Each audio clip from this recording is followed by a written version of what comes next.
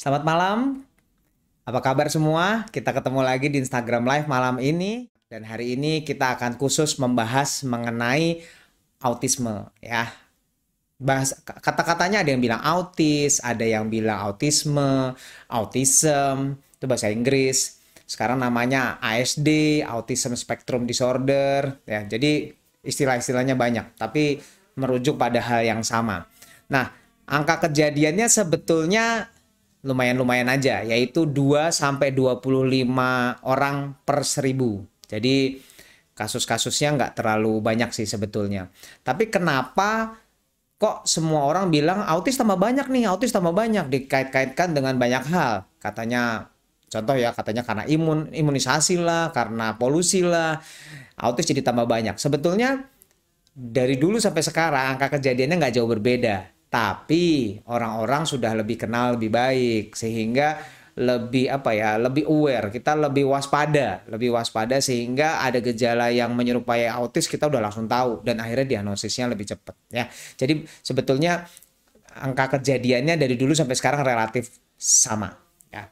Angka kejadiannya 2 sampai 25 per 1000, lebih banyak pada laki-laki, betul ya, laki-laki. 3 sampai 5 kali lipat lebih banyak pada laki-laki. Nah, ada petunjuk sedikit kalau ada saudara kandung yang mengalami autis, maka anak tersebut misalnya gini, kakaknya autis, adiknya punya kemungkinan 10 sampai 20% lebih tinggi dibanding anak lain untuk kena autis. Jadi memang ada tendensi ini adalah suatu gangguan genetik. Di Indonesia sendiri, menurut Direktur Bina Kesehatan Jiwa Kementerian Kesehatan tahun 2013 ya, itu kira-kira kita memiliki 112.000 penyandang autisme. Itu umur 5 sampai 19 tahun. Jadi kita belum bicara yang usia-usia lebih kecil ya. Nah, penyebabnya memang banyak kontroversi sekali. Sampai saat ini yang sudah diketahui adalah penyebabnya genetik ya, genetik. Makanya tadi kalau kakaknya ada yang kena, kemungkinan adiknya juga bisa ada yang kena. Nah, nomor satu penyebabnya genetik, terus kemudian faktor neurobiologik, jadi artinya bisa aja karena ada kelainan masalah di otaknya, maksudnya gitu ya. Terus kemudian usia kehamilan, teorinya ternyata bila usia kehamilannya di atas 40 meningkatkan risiko terjadi anaknya autis. Terus kemudian masalah perinatal. Nah, ini kan kita udah kumpulkan pertanyaan-pertanyaan ya dari yang sudah masuk. Pertanyaan yang paling bagus nih, ada pertanyaan. Dok, apakah ada hubungannya paparan asap rokok dengan autisme? Nah, ini bagus juga nih. Apakah ada hubungannya paparan asap rokok dengan autisme? Nah, tadi saya udah coba sempat cari, ternyata ada hubungannya ya. Jadi pada ibu yang merokok atau ibu yang second hand smoke, jadi perokok sekunder ya. Jadi yang misalnya suaminya ngerokok, ibunya cuma ngisep asap rokoknya doang. Nah, itu ternyata memang meningkatkan kejadian autis. Apakah ada hubungannya kalau yang ibunya ngerokok atau yang ngisep asap rokok, anaknya autisnya akan berat? Penelitiannya nggak menunjukkan ke arah sana. Tapi memang angka kejadian autis meningkat bila ibunya merokok atau ibunya perokok pasif. Jadi hati-hati. Tolong kalau yang istrinya lagi hamil, suaminya tolong jangan ngerokok. Orang tuanya kalau ada yang misalnya kakeknya juga ngerokok, tolong berhenti dulu. Kalau bisa berhenti beneran aja sekalian ya, nggak usah berhenti dulu, berhenti seterusnya.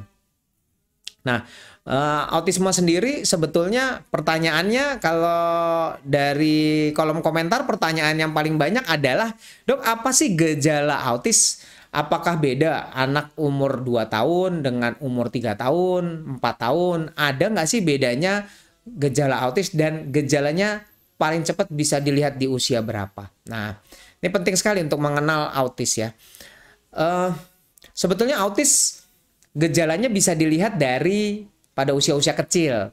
Biasanya ditandai dengan, ini ada red flag ya. Ini adalah salah satu red flag yang paling harus diawasi, yaitu bila tidak ada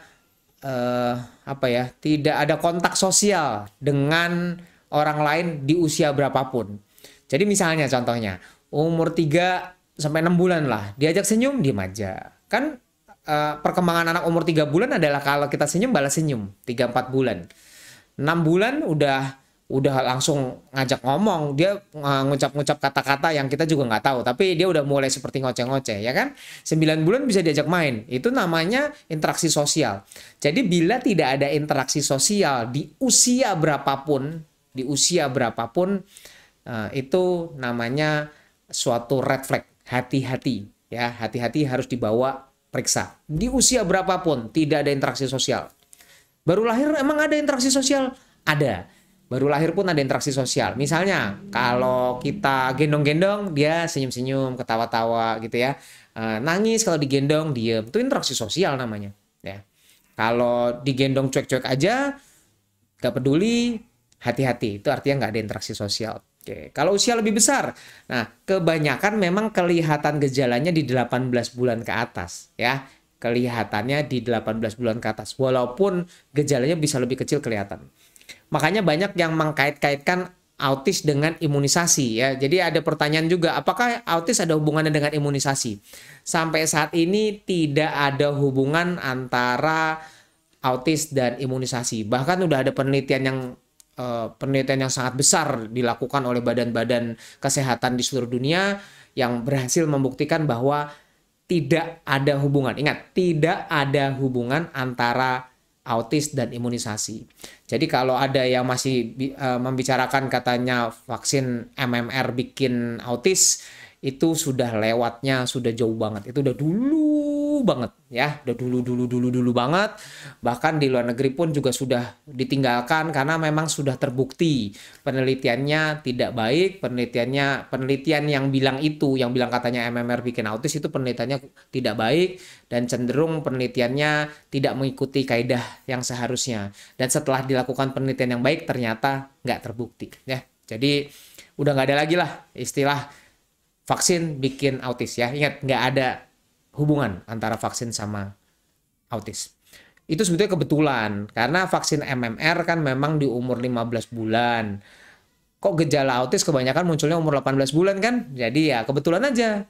Banyak yang bilang tadinya anaknya bagus-bagus aja, habis suntik MMR jadi autis. Ya itu kebetulan karena suntiknya 15 bulan, gejalanya muncul 18 bulan. Padahal kalau sebetulnya dia nggak disuntik saat itu juga harusnya kalau memang dia punya bakat autis, dia akan muncul di umur 18 bulan sudah mulai terlihat. Nah, biasanya makin besar, apakah makin baik, apa makin memburuk? Itu bisa berbeda-beda. Nah, tapi intinya biasanya makin banyak dan makin susah kontak sosial dengan orang lain, maka makin terlihat gejalanya. Nah, itu kata-katanya lebih mudahnya begitu. Jadi, misalnya kayak umur 12 bulan, kontak sosialnya apa sih? Kan cuma nangis, sama paling nangis minta apa-apa, suka tantrum, terus kemudian masih tunjuk-tunjuk ini, susah kelihatannya. Tapi di umur 2 tahun, kontak sosial harus lebih baik. Misalnya, bicara, harus ngerti, dikasih tahu. Nah, baru mulai kelihatan. Jadi kalau tugas-tugasnya lebih kompleks, biasanya gejala autis makin kelihatan. Kapan curiga autis? Oke, gejalanya apa aja? Sebetulnya ada kriteria diagnostiknya yang agak lebih sulit, tapi secara umum yang lebih gampang. Nih, kalau tidak menunjuk ke objek dengan menunjukkan ketertarikan. Jadi, mungkin nunjuk juga bisa. Ada yang bilang anak saya nunjuk-nunjuk kok. Tapi kalau yang bagus sebetulnya nunjuk sambil ada ketertarikan. Gitu dong. Sedangkan kalau ini gejala mungkin autis ya, saya nggak bilang pasti autis. Mungkin autis, dia menunjuk ke objek tanpa ada ketertarikan. Jadi dia cuma tunjuk aja, tunjuk. Mungkin nggak ada artinya buat dia. Tidak melihat benda ketika orang lain menunjuk benda tersebut. Jadi kita udah nunjuk, dia nggak peduli. Ya, tidak melihat benda ketika orang lain menunjuk ke benda. Jadi ada kita tunjuk, dia nggak lihat. Tidak tertarik pada orang lain sama sekali. Jadi orang udah sibuk. Biasanya kelihatan tuh kalau di tempat praktek, saya udah ngomong, dia juga nggak peduli tuh, dipanggil juga nggak peduli ya. Jadi biasanya tidak ada ketertarikan dengan orang lain. Menghindari kontak mata. Jadi biasanya dia nunduk gitu ya, atau lihat-lihat yang lain gitu ya. Menghindari kontak mata. Kesulitan memahami perasaan orang lain tuh. Jadi kita ajak bercanda, cuek aja. Kesulitan memahami perasaan orang lain. Memilih untuk tidak dipeluk. Anak tuh sebenarnya senang dipeluk. Kecuali mungkin yang SMP, SMA gitu ya, itu lain lah. Kalau SMP, SMA udah mungkin nggak mau ya, malu. Tapi kalau yang anak kecil seharusnya senang dipeluk. Jadi kalau pemilih untuk tidak dipeluk, kita deket, dia nggak suka, hati-hati. Tampaknya tidak mempedulikan ketika orang lain berbicara dengan mereka, tapi merespon suara lain. Nah ini nih yang sering terjadi nih. Biasanya datang dengan keluhan, dipanggil nggak pernah nengok. Tapi begitu ada TV, iklan, suaranya kecil banget, dia datang ke sana. Ya, kalau anak gangguan pendengaran mau dipanggil nggak dengar, ada suara lain juga nggak dengar. Kalau ini beda, dipanggil nggak dengar, diajak ngomong nggak peduli, tapi nanti apa yang dia suka, walaupun suaranya kecil, dia juga dengar. Langsung dia datang ke sana. Ya, sangat tertarik pada sesuatu hal, dia bisa tertarik sama orang lain, tapi tidak tahu bagaimana berbicara, bermain atau berhubungan dengan mereka. Jadi dia biasanya kalau ada anak main mungkin masih datengin, tapi biasanya cuma diem aja liatin, bingung mau mainnya bagaimana. Terus kemudian ini yang sering terjadi, mengulangi kata atau frasa yang dikatakan orang lain. Jadi kalau kita bilang gelas, dia juga bisa bilang gelas, gelas gitu. Tapi kalau kita bilang ini apa, dia akan bilang apa, tuh, ya. Jadi mengulangi atau mengulangi kata atau frase dari yang kita katakan. Makanya sering orang tuanya nggak percaya kalau dibilang ini anaknya telat bicara dan ini nggak bisa ngomong. Orang tuanya merasa ini bisa ngomong karena sebetulnya dia ngikutin ya, hanya meniru saja. Nah kemudian sulit bermain pura-pura. Nah ini penting ya, main pura-pura tuh penting pada anak. Jadi jangan lupa sering main pura-pura. Artinya gini, kalau anak pengen main mobil-mobilan gitu ya, aku pengen mobil-mobilan, boleh dong kita sediain box gitu ya, sediain box, kita masuk ke dalamnya, nih ceritanya mobil nih gitu, itu namanya main pura-pura, main masak-masakan, nah itu pura-pura. Sedangkan kalau pada autis itu dia tidak mengerti konsep pura-pura ya, jadi dia nggak ngerti. Nah, terus kemudian pada autis biasanya ada tindakan yang berulang-ulang, ya biasanya diulang-ulang terus. Jejer-jejerin barang-barang tuh diulang-ulang. Kesulitan beradaptasi ketika hal rutin berubah. Nah ini biasanya juga orang tuanya bilang, ini dia misalnya gini, orang tuanya bilang, anak saya selalu maunya beresin mainannya. Kalau dikeluarin lagi dia marah tuh dia. Jadi kalau dia udah tak ada urutannya. Kalau keluar dari itu dia nggak mau, dia marah atau nangis. Nah, terus kemudian memiliki reaksi yang tidak biasa terhadap cara, bau, rasa, tampilan, suara. Jadi dia mungkin kalau musik malah nangis gitu ya, misalnya seperti itu. Itu gejala-gejala yang umum, yang bisa menduga ke arah autis ya. Jadi kalau ditanya gejalanya apa? Ya itu gejala-gejala yang mungkin. Tapi diagnostiknya sendiri beda. Gejala-gejala tadi tolong diingat-ingat karena apa? Karena sebetulnya dari gejala-gejala tadi bisa untuk menjawab ada screening yang namanya MCAT, MCHAT. MCAT itu bisa untuk mendeteksi kemungkinan ke arah autis. Nah, jawab pertanyaannya sebenarnya yang tadi semua itu yang saya tanya, ya. Jadi kalau tadi pertanyaan semua gejala-gejala tadi bisa dijawab, nah itu bisa jawab MCAT. Nanti MCAT itu ada ininya ya. Jadi MCAT itu nanti ada nilainya, arahnya ini ke arah autis atau bukan, atau cukup butuh evaluasi lagi ulang, itu ada nanti MCAT. Nanti kalau sudah di screening ke arah autis, baru kita diagnostik. Nah diagnostik sebetulnya dari kita lihat observasi juga bisa kalau dokter ya. Kalau dokter yang sudah terbiasa dari observasi juga bisa. Tapi sebenarnya harus memenuhi kriteria namanya DSM-5 ya, kriteria DSM-5. Kriterianya kata-katanya susah nih memang ya, tapi coba saya bacakan. Nomor 1 gini. Kriterianya ada A, B, C, ada beberapa ya. Ada A sampai apa nih? Banyak juga. A sampai E. Kriterianya ada A sampai E. Ada yang harus terpenuhi semua, ada yang enggak. Oke, kriteria A. Kriteria A ada 3 hal yang tiga-tiganya harus terpenuhi ya. Jadi di kriteria A ini tiga-tiganya harus terpenuhi. Ini syarat untuk bilang autis. Jadi ada 3 dari 3 gejala, tiga-tiganya harus terpenuhi, yaitu nomor 1, keterbatasan dalam komunikasi emosional dan sosial. Keterbatasan dalam komunikasi emosional dan sosial. Nah, biasanya kegagalannya itu dalam apa ya, menghasilkan percakapan atau interaksi yang saling menyenangkan atau istilahnya ngobrol, berbagi perasaan, itu dia nggak bisa. Keterbatasan dalam komunikasi emosional dan sosial. Jadi komunikasi emosional dan sosialnya terbatas. Artinya kontak sosial emosionalnya terganggu sekali. Biasanya nggak ada kesadaran tentang orang lain, nggak ada minat terhadap orang lain gitu ya. Kedua, keterbatasan dalam komunikasi nonverbal yang biasanya digunakan dalam interaksi sosial ya.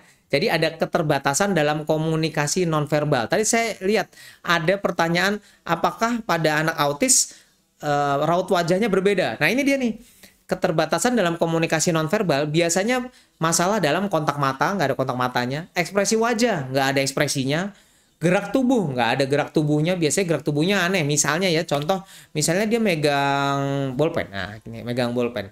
Kita rata-rata megang bolpen begini ya. Nanti kita lihat deh, kalau anak autis biasanya megang bolpen kadang-kadang begini dia, megang bolpen. Seperti kayak megang sesuatu yang apa ya, suka kayak orang bilang kok kayak jijik gitu sih megangnya gitu. Dia maksudnya kalau kita megang kan, kalau kita megang sesuatu yang jijik kan kita gini ya. Nah, itu dia megangnya begitu emang. Jadi megangnya agak seperti aneh ya. Jadi gerak tubuh, bahasa tubuh, nada suara, itu semuanya tidak sesuai dengan seharusnya. Nah, ketiga, keterbatasan dalam mengembangkan, mempertahankan, dan memahami hubungan sesuai dengan perkembangan umum. Nah, ini biasanya hubungannya sama kesulitan dengan tatanan sosial. Jadi ini boleh, ini nggak boleh. Terus kemudian nggak ada minat untuk sosialisasi, sulit berteman, gitu. Nah ya, jadi ini tiga-tiganya harus terpenuhi. Sebetulnya ini kalau diurut ya gejalanya sama yang saya sebut tadi. Tapi ini sebenarnya kriteria harus terpenuhi. Harus ada 3 dari 3 tadi ya. 3 tadi adanya keterbatasan dalam komunikasi emosional dan sosial, komunikasinya terganggu. Keterbatasan dalam komunikasi nonverbal, tadi raut wajah, kontak mata segala terganggu. Dan keterbatasan dalam mengembangkan, mempertahankan, dan memahami hubungan yang sesuai dengan perkembangan umum. Jadi artinya dia nggak mau, sulit untuk berhubungan dengan orang lain. Nah, itu tiga-tiganya harus terpenuhi. Nah, sekarang kriteria B-nya harus 2 dari 4. 2 dari 4 itu 1. Jadi ini dari 4 ini kalau harus terpenuhi 2 ya. Tadi 3 dari 3, ini harus terpenuhi 2 dari 4. Yaitu harus ada pergerakan motor yang repetitif atau stereotipik. Misalnya tuh rocking, head rocking, ya, goyang-goyang gini. Flapping, spinning, muter-muter terus. Nah, jadi artinya kalau ada pertanyaan, dok, anak saya kok suka flapping, autis bukan? Ya, flapping bisa salah satu gejala autis, tapi bukan berarti selalu anak flapping itu anak autis ya. Jadi jangan dibalik. Jadi ada suatu gerakan motor yang repetitif, jadi diulang-ulang. Tadi ya, rocking, kepalanya goyang-goyang atau ke samping-samping, flapping, spinning, atau dalam bentuk bahasa yang diulang-ulang. Ekolali tadi kita dia cuma ngikutin aja, kan diulang. Saya ngomong udah, dia ngomong udah, gitu. Itu namanya diulang. Atau diulang-ulang, udah, gitu-gitu diulang-ulang dia, ya. Jadi ekolali tapi juga bisa diulang-ulang sama dia.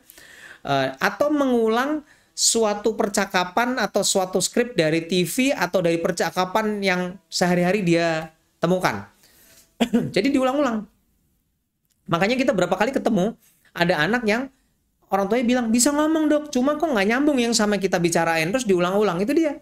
Jadi dia bisa lagi asik gitu ya, lagi asik main. Misalnya kan sering suka rata-rata suka orang tua anaknya dikasih gadget. Misalnya dia lagi main gitu ya.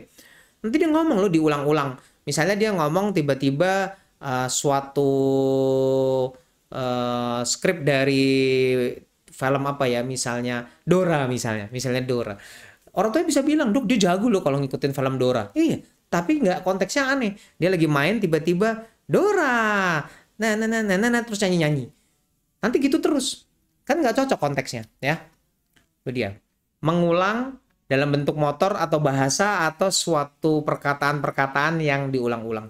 Terus kemudian kedua, perhatian yang besar pada sesuatu yang sama, rutinitas yang sama, baik verbal maupun non-verbal ya. Jadi ada itu tadi. Jadi ada rutinitas yang kaku dan biasanya diulang-ulang. Rutinitas yang kaku. Bangun tidur harus misalnya dia geleng-geleng dulu, baru turun, baru apa. Jadi diulang-ulang. Ketiga, kelekatan dan pembatasan diri pada suatu ketertarikan yang abnormal. Misalnya, gini, ini kata-katanya susah.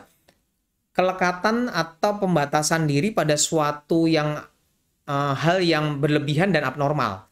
Misalnya anaknya cuma suka dinosaurus doang. Jadi dia pokoknya cuma maunya mainnya tentang dinosaurus, nggak mau yang lain. Jadi misalnya ada yang anak kelihatannya pinter banget, dok itu tahu loh semua dinosaurus, tapi cuma mau itu doang. Hati-hati ya. Ini tadi ada suatu ketertarikan terhadap hal yang itu-itu aja. Atau bisa juga pada objek tertentu aja. Dok dia cuma maunya coret-coret aja atau dia maunya main air aja. Itu terus. Tuh. Ya. Dan yang keempat adanya hiperaktivitas atau hipoaktivitas pada input sensori. Yang tadi saya bilang kalau ada suara berlebihan misalnya dia nggak mau, ada musik malah nangis misalnya gitu ya. Jadi hal yang suatu berlebihan atau malah nggak atau hilang bila ada input ya, itu agak susah sih kata-katanya, tapi itu yang paling gampang. Contohnya ya, di mana semua anak mestinya dengar musik dia senang gitu ya. Kalau dok kalau denger ada musik kencang banget dia takut, nah itu sih anak saya juga gitu, itu sih juga takut ya. Nah yang ketiga syaratnya tadi ya, kan tadi yang pertama 3 dari 3, yang kedua tadi syaratnya 2 dari 4. Nah yang C ini gejalanya harus hadir dalam periode perkembangan awal. Jadi sebenarnya harus terlihat dari sejak dini. Nggak mungkin kelihatan dari sesudah besar. Jadi dari semenjak kecil sudah harus kelihatan. Ya. Tapi mungkin ringan. Jadi nggak harus berat, boleh ringan. Nah, yang D, gangguannya harus menyebabkan gangguan yang bermakna pada kehidupan sosial. Jadi artinya harus mengganggu. Kan ini namanya gangguan. Harus mengganggu. Ya. Dan yang yang kelima, gangguan yang kita temuin tadi semua, misalnya oh yang A tadi udah oke, 3-3-nya terpenuhi, yang B 2 dari 4, yang C terpenuhi nih, yang D terpenuhi.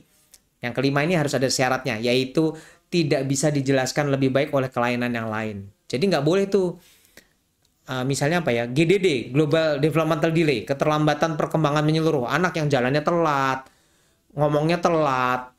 Nah, itu nggak bisa masuk ke dalam autis ini. Kenapa? Karena karena ada jalannya telat, segala macam, gulingnya telat, jalannya telat. Nah, dia lebih cocok namanya GDD. Kalau tapi kok perilakunya kayak anak autis, namanya GDD dengan perilaku autistik. Jadi dia nggak masuk ke dalam autis murni, tapi lebih ke GDD dengan perilaku autistik. Ya, itu dia kriterianya. Nah, nanti kalau udah terpenuhi kriterianya, baru nanti staging. Staging itu apa ya istilahnya? Ada level untuk berat, ringan, sedang, beratnya. Ya, tapi nanti kita bahas yang nanti belakangan. Saya coba jawab pertanyaan dulu. Jadi ciri khas autis sudah ketemu ya, udah bisa dijawab ya tadi ya. Apakah anak saya autis atau enggak? Pertanyaannya itu soalnya kebanyakan. Cirinya apa? Anaknya ini anak saya autis atau bukan, itu semuanya jawabannya ada di situ. Nah, ini pertanyaannya agak panjang. Anak saya umur 2 tahun. Tadi saya nggak sengaja teriak karena pas dia numpahin minuman ke kasur. Terus dia diam gitu dengan posisi duduk. Terus saya geser karena mau bersihin dan dia malah jadi tiduran gitu posisinya. Pas saya mau geser kakinya, tiba-tiba kakinya gemetar, dok. Nah, ini sebetulnya pas saya pegang stop. Nah, saya coba geser lagi kaki yang sama dan gemetar lagi. Terus saya berdirikan tapi badannya agak kaku gitu pas mau diberdirikan. Sekitar 1 menitan. Termasuk kejang atau bukan? Bukan. Minggu lalu kita udah bahas tentang kejang. Kalau kejang tidak bisa dipicu. Jadi nggak ada hubungannya dengan kaget. Nah, apakah ini terus apa? Mungkin anaknya trauma, kaget, shock, atau yang suka dibilang tantrum. Ya, jadi mungkin-mungkin aja. Apakah perlu dibawa ke DSA? Kalau berulang ya perlu. Kalau nggak berulang nggak usah. Apakah bisa teriakan bisa menjadi pemicu anak ASD? Nggak bisa. ASD adalah genetik. Ini yang paling sulit nih. Anak saya umurnya 2,5 tahun. Nggak bisa ngomong 1 kata pun. Akhirnya dia ke dokter poli tumbuh kembang dengan dikatakan speech delay. Katanya kurang stimulasi aja.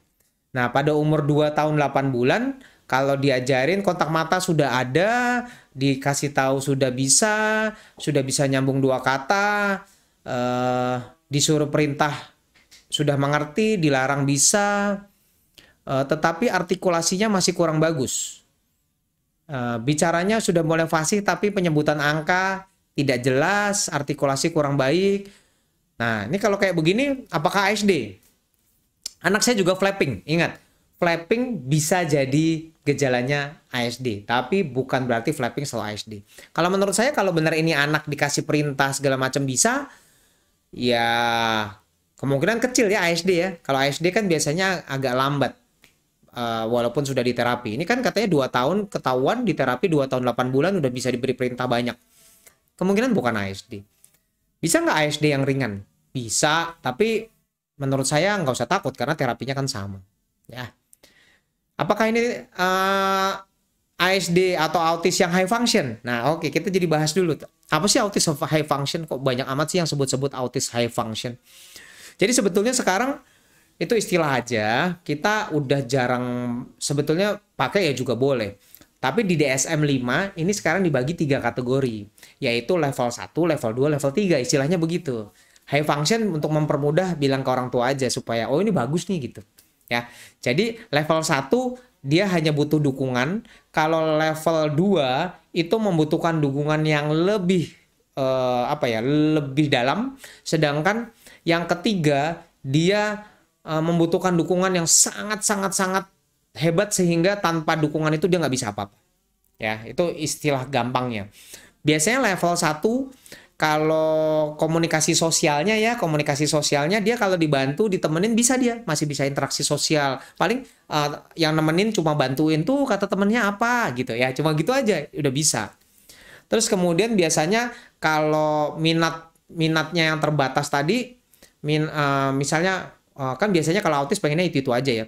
Nah, kalau autis yang level 1 biasanya dia masih mau main yang itu aja, tapi kalau diarahkan mainan yang lain dia masih ada minat, masih mau. Itu gitu level 1 lah ya. Tapi tetap butuh bantuan. Ya, tetap butuh bantuan, cuma bantuannya lebih ringan. Nah, kita langsung lanjut aja ke level yang 3. Yang level 3 yang paling berat. Kalau level 3 biasanya komunikasi sosialnya sulit sekali. Walaupun dibantu, diarahkan, biasanya anaknya hampir nggak ada kontak dengan orang lain, sibuk dengan dirinya sendiri, atau dia sibuk dengan objek yang dia pegang. Nah, dengan minat yang terbatas juga sama. Dia harus rutinitasnya itu aja, dirubah nggak bisa. Kemudian head rockingnya hebat sekali biasanya. Sampai kita stop nggak bisa. Mau disuruh main, kalau udah main sesuatu hal kita ubah, nggak bisa. Dia cenderung kalau kita ambil malah nangis, tantrum. Ya, sangat sulit sekali untuk mengubahnya. Itu yang level 3. Level 2 ada di mana? Ya tadi level 1 seperti apa, level 3 seperti apa, level 2 ya diantaranya lah ya.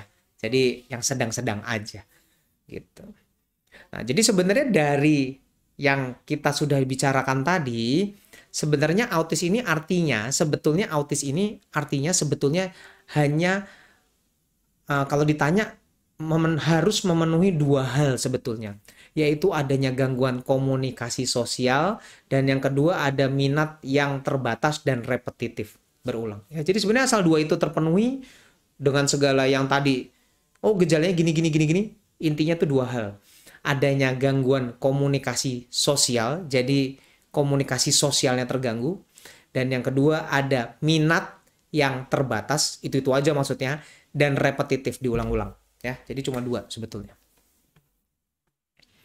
Oke, kita lihat pertanyaan lagi ya. Pertanyaan. Saya masih bingung dengan istilah autis seperti ASD, ADHD, GDD. Oke, ASD, Autism Spectrum Disorder. Jadi sekarang autis dulu sempat istilahnya ada dibilang yang nggak lengkap namanya PDD lah gitu ya. Ada PDD, ada Asperger. Asperger itu anak yang kayak mirip autis, tapi pinter, dia pengennya satu hal aja gitu ya. Sekarang semuanya dimasukkan ke dalam ASD, Autism Spectrum Disorder. Jadi spektrum, ada yang ringan, ada yang berat. Itu ASD.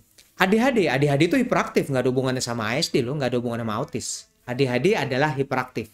Saya pernah bahas beberapa minggu yang lalu tentang hiperaktif. Bisa ditonton videonya ya.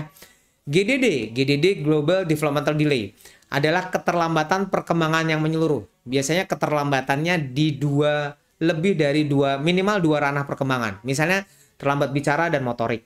Itu baru GDD. Kalau autis nggak ada hubungan sama motorik loh. Kalau autis komunikasi sosial dan minatnya kan yang terbatas, tapi jalannya eh, jalannya sesuai, lari sesuai usianya maksudnya ya. Ciri autis bisa dideteksi dari usia berapa? Tadi saya sudah jawab ya. Terus kemudian pertanyaan lain. Oke, saya sambil lihat pertanyaan. Nah, sekarang kalau kita bahas sebetulnya tentang masalah. Oke. Masalah apa sih yang bisa terjadi? Ini tadi ada pertanyaan juga ya. Apa sih yang masalah yang bisa terjadi kalau anak autis? Emang ada masalah lain selain itu? Nah, anak autis ini harus hati-hati ya. 33 sampai 45% itu mengalami disabilitas intelektual atau yang sering disebut dengan retardasi mental. Jadi IQ-nya kurang baik ya. Jadi minta maaf, 33 sampai 45%. Saya nggak bilang semua. 33 sampai 45%. 30% bisa disertai epilepsi. Jadi hati-hati, 30 sampai 40% disertai epilepsi. Jadi tolong dipantau, diperhatikan apakah ada gerakan-gerakan yang aneh yang mungkin menyerupai kejang. Misalnya dia getar-getar gitu ya, bengong sambil ngunyah-ngunyah. Yang seperti itu ya. Hati-hati karena 30 sampai 40% disertai epilepsi. Nah, 50% sering disertai perilaku hiperaktif. Itu tadi makanya suka dibilang, "Oh, ini autis sama ADHD." Nggak gitu sebenarnya. Autis dengan perilaku hiperaktif. Ya, jadi emang 50% sering disertai perilaku hiperaktif. Maaf ya.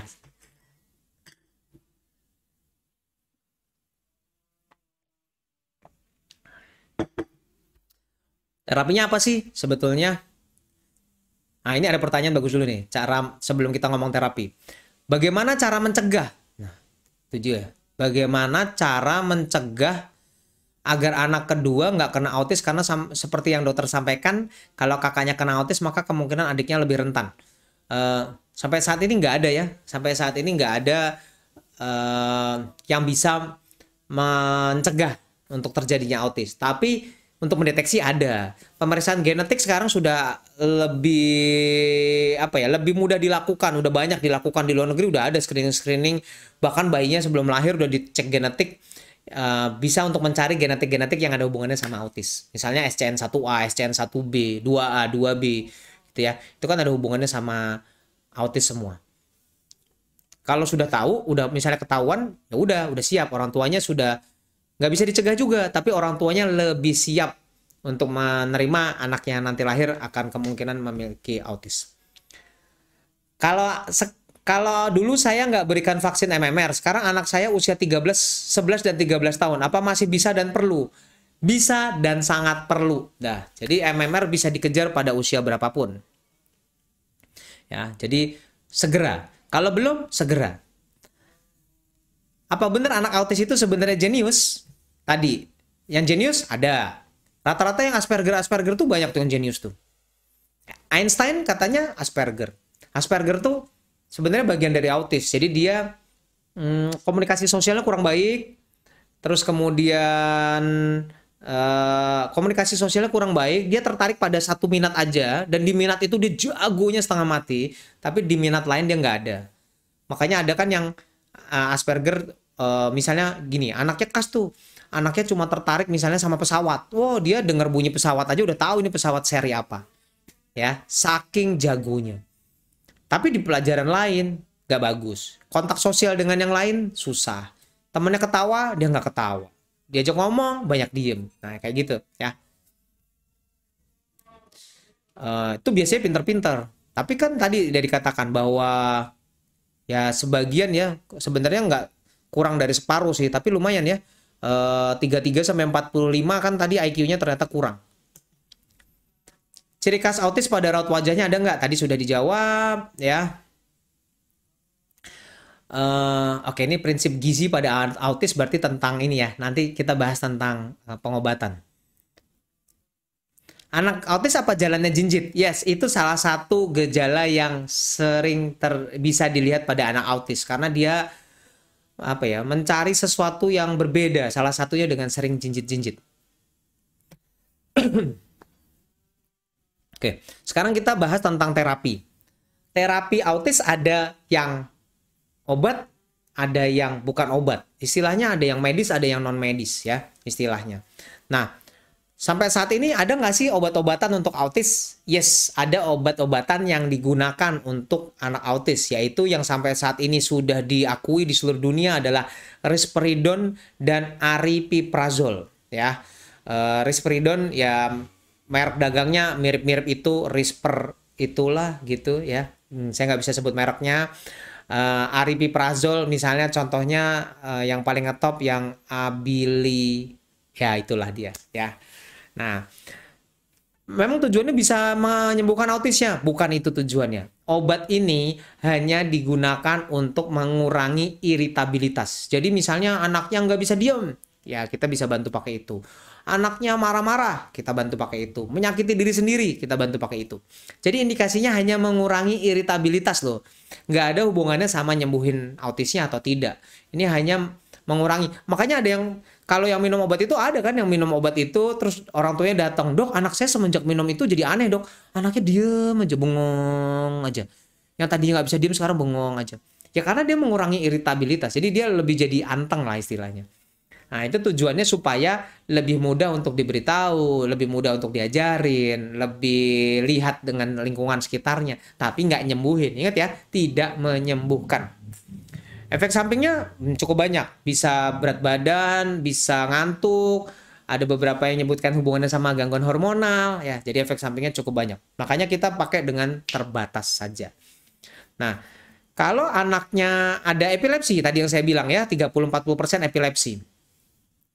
Kalau ada epilepsi gimana? Kalau ada epilepsi, kita tangani seperti epilepsi yang lainnya. Ingat minggu lalu udah bahas kita epilepsi diatasi dengan obat epilepsi selama 2-3 tahun bebas kejang. Ya, jadi diatasi seperti biasa aja, seperti epilepsi biasa. Masalah tidur. Nah, masalah tidur bisa dibantu dengan obat-obatan yaitu melatonin. Melatonin sebenarnya nggak masuk obat ya. Kalau di daftar obat dia masuknya suplemen karena dia sebenarnya hormon tidur. Ya, tapi itu bisa digunakan untuk mengatasi gangguan tidur pada anak autis. Masalah pencernaan, katanya ada yang bilang, oh katanya pencernaannya terganggu sampai harus diet macam-macam. Itu nggak terbukti. Ya, jadi sampai saat ini tidak terbukti anak autis akan mengalami gangguan pencernaan. Nah, sekarang kalau terapi yang bukan, tadi kan kita ngomong yang obat-obatan ya, kita ngomong yang obat-obatan. Sekarang gimana kalau terapi yang nggak obat-obatan? Maksudnya terapi fisioterapi begitu. Betul, itu adalah yang paling pertama dilakukan. Terapinya sendiri macam-macam. Ada yang mungkin pernah dengar SI, ada yang bilang ABA, ada yang bilang floor time lah ya. Banyak ya istilahnya macam-macam. Tapi prinsip dulu, prinsip terapi adalah yang terbaik adalah sequence. Jadi bertahap sesuai kemampuan anaknya. Karena banyak juga yang datang bilang, "Dok, saya mau terapi ini semua saya mau terapi. Duit nggak masalah." Bukan urusan duit. Anaknya mampu atau nggak menerimanya. Yang kita takut anaknya stres lah ya, disekolahin macam-macam, diambil ini itu malah takut. Jadi sequence. Jadi kita mesti nilai, biasanya fisioterapinya yang dari bagian rehabilitasi medik akan menilai ini kira-kira yang bisa diambil yang mana dulu nih gitu. Rata-rata SI dulu sih. Tapi itu semuanya sebenarnya individual. Ya. Jadi terapi satu persatu sesuai tingkat perkembangan. Itu lebih baik jauh dibandingkan yang diterapi macam-macam dalam satu waktu. Nah, terapinya sekuensialnya bagaimana? Rata-rata di awal terapinya lebih ke bersifat yang bermain atau yang motorik, yaitu sensori integrasi dan yang sering disebut dengan floor time ya. Biasanya yang awal itu. Kemudian nanti pada usia yang lebih besar akan berlanjut ke terapi yang istilahnya okupasi. Misalnya terapi perilaku, yang perilaku atau behavior terapi, okupasi, terapi wicara gitu ya. Itu biasanya pada yang lebih belakangan. Tapi di awal-awal lebih ke yang gerak yaitu sensori integrasi dan floor time. Sensori integrasi sebetulnya membuat anak untuk lebih mengerti stimulasi dari luar, istilahnya stimulasi dari luar. Ya, jadi SI itu tujuannya mengoptimalkan pemrosesan sensoris sehingga sensorisnya baik, bisa mengerti, bisa mengenal stimulasi dari luar. Kalau floor time lebih ke relationship ya, jadi hubungan antara seorang anak dengan lingkungannya. Biasanya anaknya yang mimpin. Kalau behavior sebetulnya tujuannya untuk mengenalkan seorang anak ini perilaku yang positif, ini perilaku negatif. Jadi akan memperbanyak perilaku positif, jadi perilaku yang baik diperbanyak dan perilaku yang negatifnya kita kurangin. Sebetulnya intinya seperti itu. Ya. Oke, kita lihat lagi pertanyaan. Apakah anak autis sebaiknya homeschooling saja, Dok? Oke. Itu tergantung. Pemerintah sudah menyediakan sekolah-sekolah khusus, sekolah-sekolah luar biasa, bahkan juga pemerintah juga memberikan kuota di sekolah negeri untuk anak-anak kebutuhan khusus kan? Ya, jadi artinya apakah harus homeschooling? Belum tentu. Kalau yang ASD-nya yang tadi level 1 harusnya bisa loh di sekolah biasa. Tapi mungkin butuh shadow teacher, butuh pendampingan yang seperti itu. Tapi bisa di sekolah biasa. Kalau yang level 2 atau level 2 mungkin lebih sulit, level 3 biasanya sulit sekali untuk di sekolah biasa.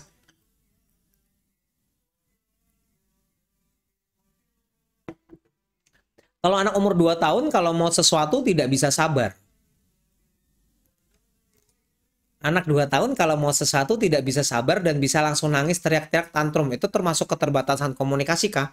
Yang jadi pertanyaan kalau umur 2 tahun kalau minta sesuatu masih nangis tantrum, bicaranya gimana? Karena tantrum harusnya di umur 2 tahun udah mulai hilang. Anak yang setelah umur 2 tahun tantrumnya masih hebat, biasanya ada hubungan sama masalah komunikasi atau masalah bicara. Ya ini pertanyaannya dibalik lagi, bicaranya gimana? Tapi kalau soal anak saya kok nggak sabar, nggak pakai tantrum ya, misalnya anak saya kok kalau minta sesuatu nggak sabaran, ya itu juga mesti tanya sih, emang bapak ibunya juga kalau pengen sesuatu sabar nggak? Kalau lagi pengen sesuatu langsung beli online nggak? Gitu ya, canda kok. Itu adalah yang begitu ya. Jadi kalau pengen sesuatu nggak sabar, harus beli, harus beli, harus beli. Nah, ya, jadi sabar nggak ada hubungannya dengan autis atau enggak. Tapi kalau sabar dan nggak sabar ada hubungannya sama tantrum, mungkin ada hubungannya dengan masalah bicara. Apa kemungkinan anak mikrosefali kemungkinan autis juga? Mungkin-mungkin aja. Karena autis tadi kan yang penyebabnya pertama genetik ya, genetik. Jadi memang genetik diturunkan gitu ya. Tapi kan kedua tadi ada neurobiologik. Jadi penyebabnya memang ada masalah di otak. Nah, anak yang mikrosefal, yang kepalanya kecil, mikrosefal tuh kepalanya kecil maksudnya. Kalau yang kepalanya kecil, otomatis ya otaknya juga kecil gitu aja ya. Itu bahasa mudahnya. Kepalanya kecil, dalamnya juga kecil. Artinya otaknya juga kecil. Otak yang kecil erat hubungannya dengan masalah. Jadi artinya masalahnya apa? Bisa gangguan tumbuh kembang, bisa autis, bisa hiperaktif, bisa banyak lah. Ya, jadi kalau ditanya apa kemungkinan anak mikrosefali juga bisa kena autis? Kemungkinannya bisa. Tapi bukan selalu.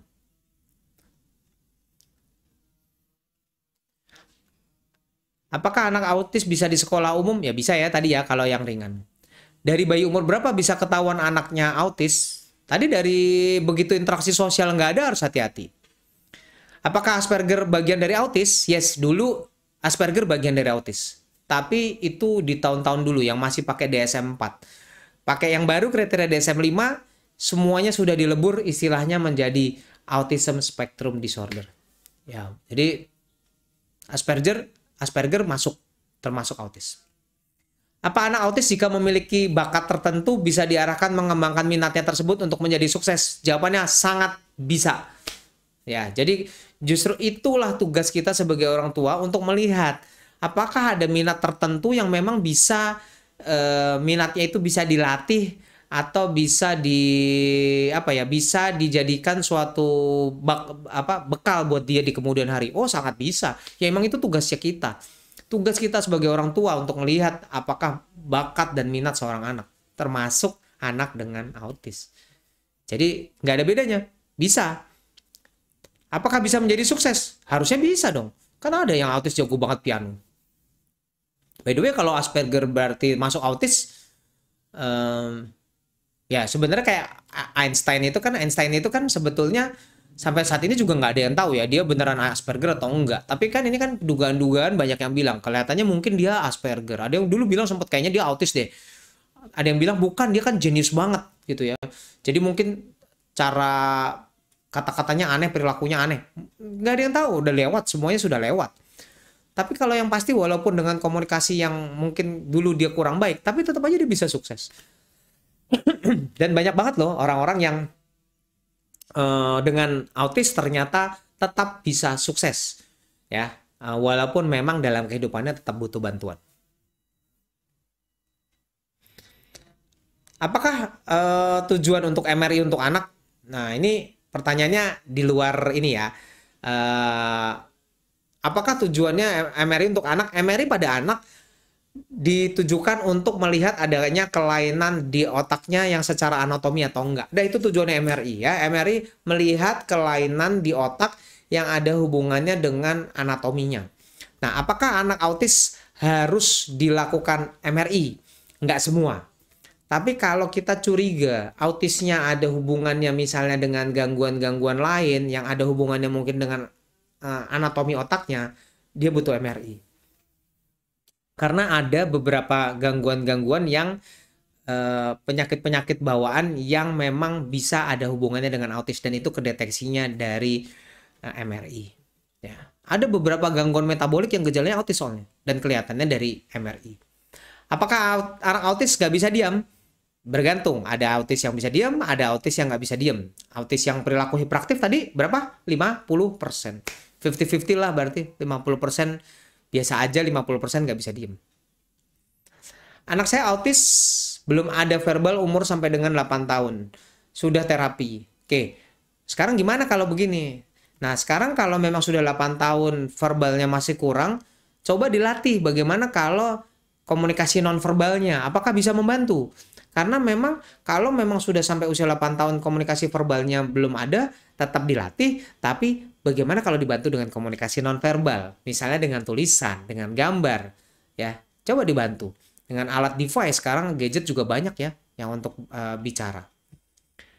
Dari mana bisa dilihat anak GDD yang dengan perilaku autistik? Nah, GDD dengan perilaku autistik, GDD adanya keterlambatan di dua ranah perkembangan, misalnya terlambat bicara dan motorik. Jadi misalnya gini, anaknya jalannya telat, ngomongnya juga telat, anaknya kalau tantrumnya kok berketerusan sampai udah umur 3 tahun, jadi sosialnya juga terganggu. Nah itu kan GDD kan. Terus dilihat, kok tapi perilakunya kayak autis ya, anaknya suka head rocking, anaknya suka jajarin mainan. Nah kita baru bilang ini GDD nih, buktinya jalannya juga telat, tapi ada perilaku autistik. Autis dengan Asperger. Asperger sekarang jadi bagian dari autis. Dari dulu juga bagian, cuma sekarang sudah dijadikan satu sekarang.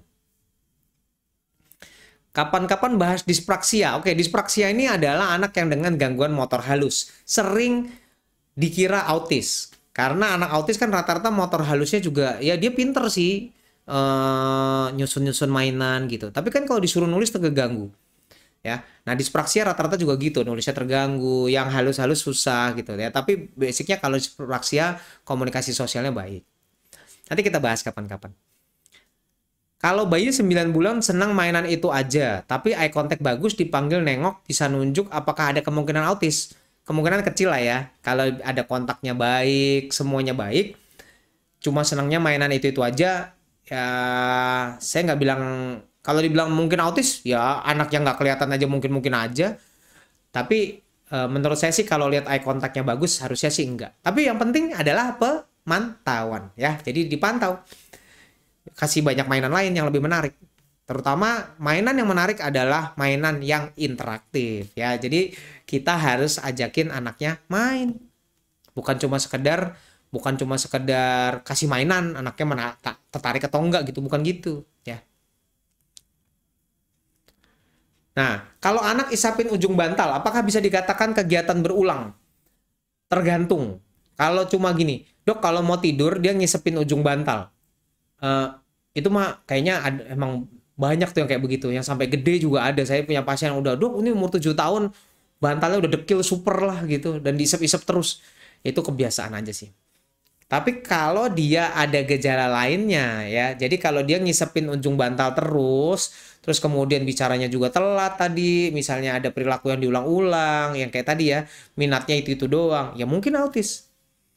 Karena perilaku yang itu aja, ya bukan berarti pasti autis, tapi hati-hati ya. Tapi saya juga pernah ketemu kok yang betul. Anaknya ketahuan autis cuma gara-gara dia hampir tiap hari sengaja ngambil selimut yang berbulu, habis itu diisep-isep, habis itu bibirnya geter-geter gitu ya. Jadi bibirnya geter-geter sendiri. Terus aja begitu. Hampir sepanjang hari. Dan ternyata memang kan orang tuanya datangnya bukan karena autis loh. Orang tuanya memang waktu itu memang belum ngomong, umur 18 bulan belum ngomong. Ya masih bisa kita terima lah ya belum ngomongnya.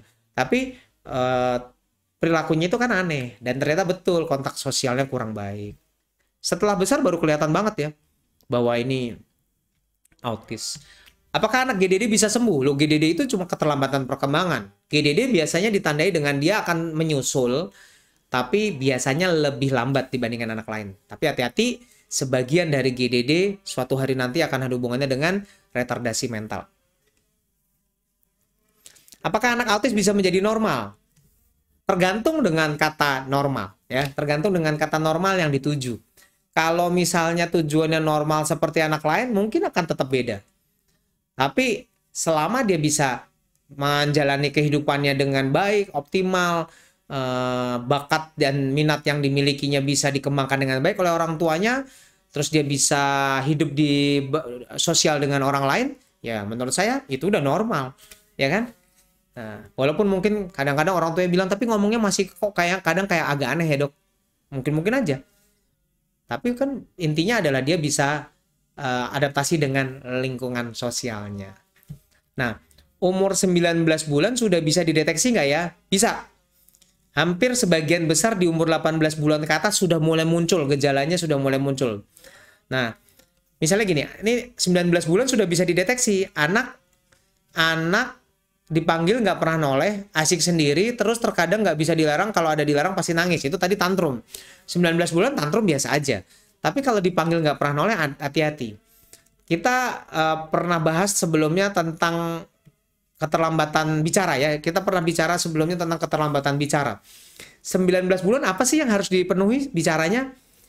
Gak usah 19 bulan, 15 bulan aja sudah harus diperintah dengan baik dan paling lambat 18 bulan harus bisa diperintah dengan baik. Jadi kalau 18 bulan belum bisa diperintah dengan baik, itu sudah red flag. Jadi lebih baik kalau kayak gini, dipanggil nggak noleh, asik sendiri, berarti dikasih perintah kurang kan?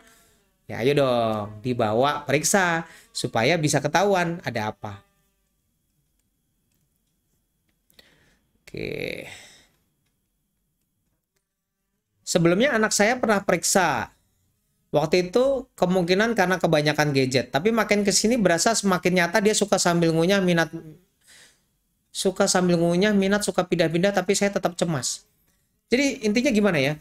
Begini, kadang kita nggak bisa menentukan dengan segera apakah ini anak autis atau enggak. Dah, jadi kadang-kadang kalau yang ringan banget saya aja juga nggak bisa. Bahkan kadang saya ada yang pernah bilang, ini perilakunya autis banget loh, ini semuanya lengkap. Di terapi, baru sebentar udah langsung bagus. Berarti kemarin bukan autis berarti. Karena kalau autis rata-rata lebih lambat perbaikannya. Masa ini baru di terapi sebulan udah bagus? Ya, mukjizat bisa nggak? Bisa. Tapi kita lebih bilang mungkin itu cuma masalah stimulasinya kurang baik. Kebalikannya, kayaknya bukan autis nih. Tapi kok belakangan makin kelihatan, kok ini perilakunya terbatas, kok tetap ketinggalan. Ya mungkin baru kelihatan semakin besar. Ingat tadi di awal dikatakan bahwa autis gejalanya bisa terlihat dari 18 bulan, tapi sebagian mungkin akan baru bisa dilihat begitu menerima perintah-perintah atau kontak sosial yang lebih kompleks. Nah tuh, jadi makin besar baru bisa kelihatan. Intinya sederhana, kalau memang nggak kekejar juga, udah ditunggu ya nggak kekejar, red flag-nya makin ketinggalan, ya sudah ayo terapi. Karena teorinya bahwa terapi bisa dimulai walaupun diagnostik autis belum jelas. Kata-katanya begitu. Apakah anak autis bisa terjadi akibat kesalahan pengasuhan sewaktu kecil? Menurut saya enggak, autis genetik.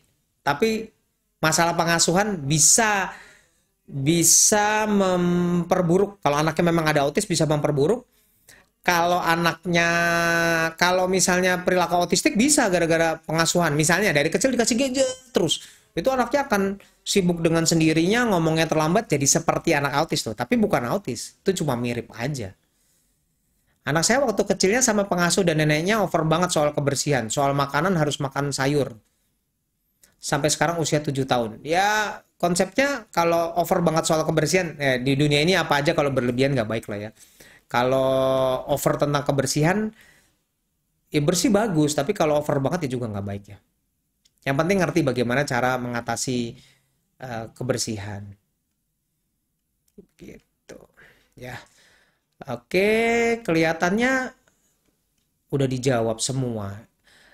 Apakah autis bisa disembuhkan? Tadi ya udah dibahas bahwa autis sebetulnya long life. Long life itu artinya seumur hidupnya memang dengan autis.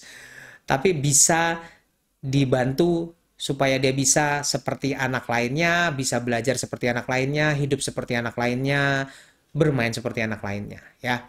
Dok, bahas tentang tik dong. Oke, tik sudah pernah dibahas sebelumnya, bisa dilihat di video-video sebelumnya. Tapi nanti besok-besok kita akan bahas lagi, karena memang keluhannya makin banyak aja nih semenjak pandemi, ya. PDD-NOS itu termasuk autis nggak, Dok? Oke, PDD-NOS itu dulu termasuk autis. Sekarang sudah dilebur ke dalam ASD. Jadi dulu ada diagnosa tersendiri yaitu namanya PDD-NOS. Itu anak autis yang nggak lengkap. Gejalanya mirip autis tapi nggak lengkap. Sekarang sudah dimasukkan ke dalam ASD. Jadi sekarang nggak ada lagi istilah PDD-NOS. Sekarang tinggal kalau memenuhi kriteria yang tadi saya sebut yaitu termasuk dalam ASD. Anak saya diberi resep neuro. Itu obat apa ya, Dok? Diagnosa mengarah autis. Waduh, minta maaf, saya nggak tahu. Tapi obat yang di approve tadi kan risperidon dan aripiprazol. Nah, itu tapi hanya untuk mengurangi iritabilitas. Nggak bisa untuk ini ya, nggak bisa untuk ngobatin autisnya. Eh, Pertanyaan lain. Diet pada anak autis. Oke, sampai saat ini diet tidak terbukti. Yaitu penelitiannya Prof. Hardiono. Bahwa ternyata diet tidak terbukti membantu, tidak terbukti mengobati autis. Sehingga nggak perlu ada diet-diet lagi ya. Ini cepat aja, 1 menit. Bahwa ada terapi-terapi yang memang secara penelitian tidak disarankan karena memang nggak berguna atau bahkan bisa berbahaya. Misalnya terapi yang terbukti tidak ada gunanya. Misalnya contoh penggunaan sekretin, komunikasi menggunakan objek. Jadi dia kalau mau ngomong tunjukin segitiga tuh artinya ini, kotak artinya itu. Itu ternyata penelitian menunjukkan tidak ada gunanya. Kalau mau membantu dengan objek yang nonverbal, ya mendingan dia suruh gambar gitu ya. Nah, mungkin berguna, tapi hati-hati bisa berbahaya, yaitu diet gluten, kasein tuh ya. Jadi diet-diet tadi mungkin ada gunanya, tapi bisa berbahaya karena kalau diet semua di diet, anaknya datang dengan gizi buruk. Itu lebih berbahaya dibandingkan autisnya. Makanya penelitiannya Prof. Hardiono menunjukkan bahwa diet itu sebetulnya nggak perlu pada anak autis ini. Ya, nggak jelas gunanya. Dan bahkan bisa berbahaya, imunoglobulin, terapi kelasi itu ya, hiperbarik, penggunaan antibiotik, itu penelitiannya nggak jelas penelitiannya, artinya penelitiannya tidak bisa menunjukkan hasil yang signifikan dan malah bisa berbahaya. Mungkin berguna, tapi tidak berbahaya. Ini ada musik, naik kuda, lumba-lumba, wah itu mah boleh aja lah. Kan mungkin berguna tapi nggak bahaya, ya boleh aja kalau misalnya dananya ada, toh mungkin berguna tapi nggak berbahaya ya. Untuk orang tua yang anaknya mengalami autis, Anda nggak sendirian. Ingat, Anda nggak sendirian. Anda bisa ikut komunitas autis, Anda bisa baca di internet tentang autis karena banyak sekali. Tapi hati-hati, banyak di internet hal-hal yang mungkin tidak sesuai atau tidak seharusnya dilakukan pada anak autis. Silakan komunikasikan kepada dokter anak Anda apakah ini bisa dilakukan atau tidak dilakukan. Tapi ingat, Anda nggak sendirian. Jadi jangan putus asa. Ini bukan akhir dari segalanya, ya. Ini bukan akhir dari segalanya. Begitu tahu anak Anda menderita autis, tetap semangat, tetap belajar, dan pastikan Anda bisa mengenali bakat minat yang terbaik supaya anak-anak Anda bisa menjalani hidup ini dengan lebih optimal, bahkan bisa dengan maksimal. Waktunya sudah habis, kita akan ketemu lagi minggu depan dengan topik yang berbeda. Terima kasih buat semua yang sudah bergabung malam ini di Instagram Live. Saya juga mengucapkan selamat berpuasa, menunaikan ibadah puasa buat yang menjalankan ibadah puasa. Oke, tetap semangat, tetap sehat, tetap jaga jarak, tetap hati-hati, pandemi belum selesai. Oke, sampai jumpa minggu depan, kita ketemu lagi di Instagram Live berikutnya. Salam sejahtera.